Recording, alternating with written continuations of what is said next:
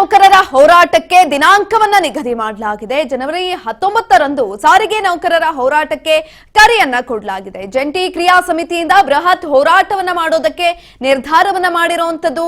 ಸಾರಿಗೆ ಸಚಿವ ರಾಮಲಿಂಗಾರೆಡ್ಡಿಗೆ ಪತ್ರವನ್ನ ಕೂಡ ಬರೆದಿದ್ದಾರೆ ಸಮಿತಿ. ಹಿಂಬಾಕಿ ವೇತನ ಪರಿಷ್ಕರಣೆಗೆ ಒತ್ತಾಯಿಸಿ ಹೋರಾಟವನ್ನ ಮಾಡಲಾಗ್ತಾ ಇದೆ. ಬೇಡಿಕೆ ಈಡೇರಿಕೆಗೆ ಸರ್ಕಾರ ಒಪ್ಪದಿದ್ದರೆ ಬಂದ್. ಸಾರಿಗೆ ನೌಕರರ ಹೋರಾಟಕ್ಕೆ ದಿನಾಂಕ ನಿಗದಿಯಾಗಿದೆ. ಫೆಬ್ರವರಿ 19ರಂದು ಸಾರಿಗೆ ನೌಕರರ ಹೋರಾಟಕ್ಕೆ ಕರೆಯನ್ನ ಕೊಟ್ಟಿರುವಂತದ್ದು. ಜಂಟಿ ಕ್ರಿಯಾ ಸಮಿತಿಯಿಂದ ಬೃಹತ್ ಹೋರಾಟ. ಸಾರಿಗೆ ಸಚಿವ ರಾಮಲಿಂಗಾರೆಡ್ಡಿಗೆ ಪತ್ರವನ್ನ ಕೂಡ ಬರೆದಿದೆ ಸಮಿತಿ. ಹಿಂಬಾಕಿ ವೇತನ ಪರಿಷ್ಕರಣೆಗೆ ಒತ್ತಾಯವನ್ನ ಮಾಡ್ತಿದ್ದಾರೆ. ಹಾಗಾಗಿ ಹೋರಾಟವನ್ನ ಮಾಡೋದಕ್ಕೆ ಹೋಗ್ತಾ ಇರುವಂತದ್ದು. ಬೇಡಿಕೆ ಈಡೇರಿಕೆಗೆ ಸರ್ಕಾರ ಒಪ್ಪದೇ ಇದ್ರೆ ಬಂದ್ ಮಾಡುವಂತಹ ಸಾಧ್ಯತೆ ಇದೆ. ಆ ಒಂದು ಕರೆಯನ್ನ ಕೂಡ ಕೊಡಲಾಗಿದೆ. ಇದೆ ಸಾರಿಗೆ ಬಂದ್ ಬಗ್ಗೆಯೂ ಕೂಡ ನಿರ್ಧಾರ ಆಗುವಂತಹ ಸಾಧ್ಯತೆ ಇರುವಂತದ್ದು. ಈಗಾಗಲೇ ಹಲವು ಬಾರಿ ಮನವಿಯನ್ನ ಕೂಡ ಮಾಡ್ಕೊಂಡಿದ್ದಾರೆ. ಹೋರಾಟವನ್ನ ಮಾಡಿದ್ರು, ಧರಣಿಯನ್ನ ಮಾಡಿದ್ರು, ಏನು ಮಾಡಿದ್ರು ಕೂಡ ಯೂಸ್ ಆಗ್ತಾ ಇಲ್ಲ. ಸಾರಿಗೆ ಸಚಿವ ರಾಮಲಿಂಗಾರೆಡ್ಡಿಗೆ ಪತ್ರವನ್ನ ಕೂಡ ಬರೆದಿದ್ದಾರೆ. ಹಿಂಬಾಕಿ ವೇತನ ಪರಿಷ್ಕರಣೆಗೆ ಒತ್ತಾಯಿಸಿ ಹೋರಾಟವನ್ನ ಮಾಡೋದಕ್ಕೆ ಕರೆಯನ್ನ ಕೊಟ್ಟಿರುವಂತದ್ದು.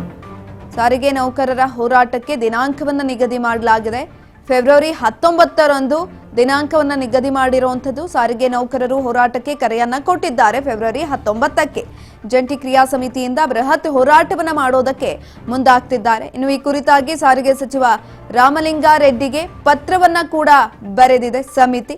ಪತ್ರವನ್ನ ಬರೆಯುವ ಮುಖಾಂತರ ಈಗ ಹೋರಾಟವನ್ನ ಮಾಡೋದಕ್ಕೆ ಹೋಗ್ತಾ ಇರುವಂತದ್ದು. ಹಿಂಬಾಕಿ ವೇತನ ಆಗಿರಬಹುದು, ಪರಿಷ್ಕರಣೆಗೆ ಒತ್ತಾಯವನ್ನ ಕೂಡ ಮಾಡ್ತಾ ಇದ್ದಾರೆ. ಈ ಮುಖಾಂತರ ಬೇಡಿಕೆ ಈಡೇರಿಕೆಗೆ ಸರ್ಕಾರ ಒಪ್ಪದಿದ್ರೆ ಬಂದ್ ಮಾಡೋದಾಗಿ ಕರೆಯನ್ನ ಕೊಟ್ಟಿರುವಂತದ್ದು.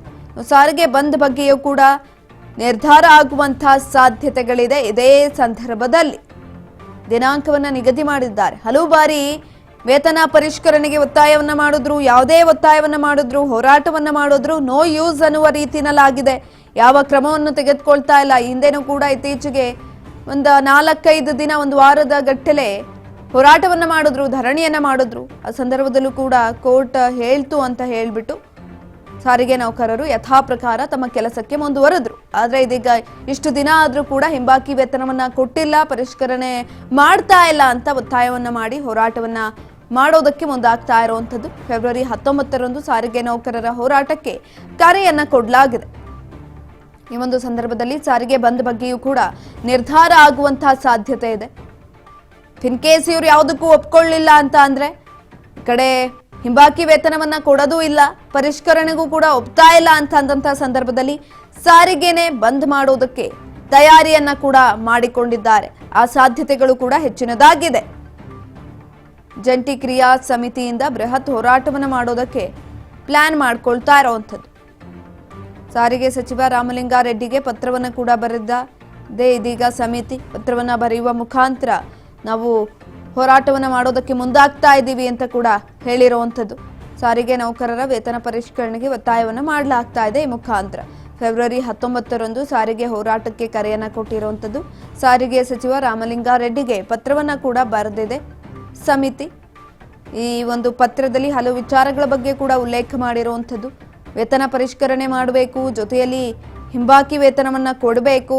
ನೀವೇನಾದ್ರೂ ಕೊಡ್ಲಿಲ್ಲ ಅಂತ ಅಂದ್ರೆ ನಾವು ಹೋರಾಟವನ್ನ ಮಾಡ್ತೀವಿ, ಸಾರಿಗೆ ಬಂಧನ್ನ ಮಾಡ್ತೀವಿ ಅಂತ ಕೂಡ ಹೇಳಿದ್ದಾರೆ. ಇದೇ ಸಂದರ್ಭದಲ್ಲಿ ಪತ್ರದಲ್ಲಿ ಎಲ್ಲಾ ಅಂಶಗಳನ್ನ ಉಲ್ಲೇಖ ಮಾಡಲಾಗಿದೆ.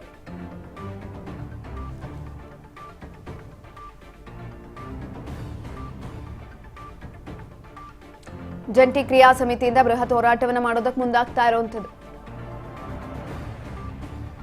ಬೇಡಿಕೆ ಈಡೇರಿಕೆಗೆ ಸರ್ಕಾರ ಒಪ್ಪದೇ ಇದ್ರೆ ಬಂಧನ ಮಾಡಲಾಗತ್ತೆ.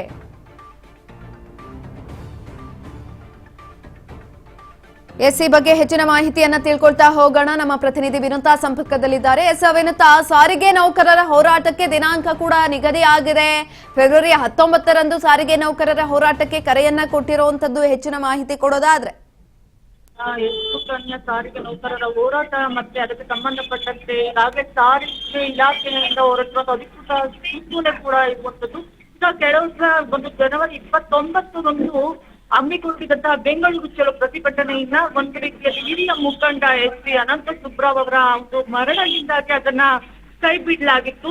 ಸೊ ಇದೀಗ ಫೆಬ್ರವರಿ 19ಕ್ಕೆ ಮುಂದೂಡಿರುವಂತದ್ದು. ಈ ಹಿನ್ನೆಲೆಯಲ್ಲಿ ಸರ್ಕಾರದ ಸಾರಿಗೆ ನಿಯಮಗಳು ಕೆಲವೊಂದಷ್ಟು ಮುನ್ನೆಚ್ಚರಿಕೆ ಕ್ರಮಗಳನ್ನು ಕೂಡ ಇದೀಗ ಸರ್ಕಾರದ ವತಿಯಿಂದ ಸಾರಿಗೆ ನೌಕರರಿಗೆ ನೀಡುವಂತದ್ದು. ಅಂದ್ರೆ ಈ ಪ್ರತಿಭಟನೆಯ ದಿನದಂದು ಯಾವುದೇ ರೀತಿಯ ನೌಕರರು ಕೂಡ ಅನುಮತಿ ಇಲ್ಲದೆ ಕರ್ತವ್ಯಕ್ಕೆ ಗೈರು ಹಾಜರಾದ್ರೆ ಆ ಒಂದು ದಿನದ ವೇತನವನ್ನು ಕೂಡ ಕಡಿತಗೊಳಿಸಲಾಗುವುದು ಅನ್ನುವಂತಹ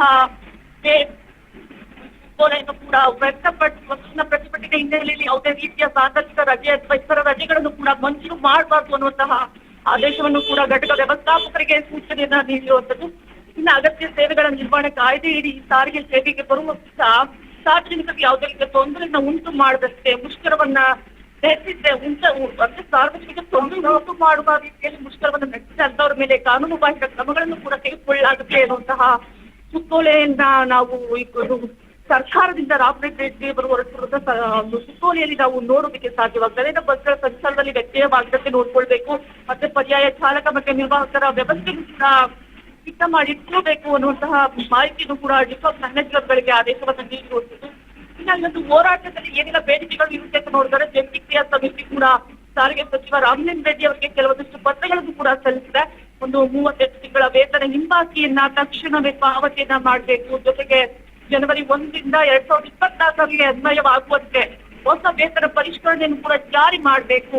ಜೊತೆಗೆ ಒಪ್ಪಂದದ ಆಧಾರದ ಮೇಲೆ ಕೆಲಸ ಮಾಡಿರುವಂತಹ ಸಿಬ್ಬಂದಿಗಳನ್ನ ಕಾಯಂ ಕೂಡ ಗೊಳಿಸಬೇಕು ಅನ್ನುವಂತಹ ಒಂದು ಬೇಡಿಕೆಗಳನ್ನು ಕೂಡ ಸಚಿವರ ಮುಂದೆ ಇಟ್ಟಿರುವಂತದ್ದು. ಒಟ್ಟಾರೆಯಾಗಿ ಪ್ರತಿಭಟನೆ ಫೆಬ್ರವರಿ 19 ಬೆಂಗಳೂರಿನ ಫ್ರೀಡಂ ಪಾರ್ಕ್ ನಲ್ಲಿ ನಡೀತಾ ಇದೆ ಅಂತಾನೆ ಹೇಳ್ಬೋದು. ಓಕೆ, ಧನ್ಯವಾದಗಳು ವಿನುತಾ ಹೆಚ್ಚಿನ ಮಾಹಿತಿಗಾಗಿ.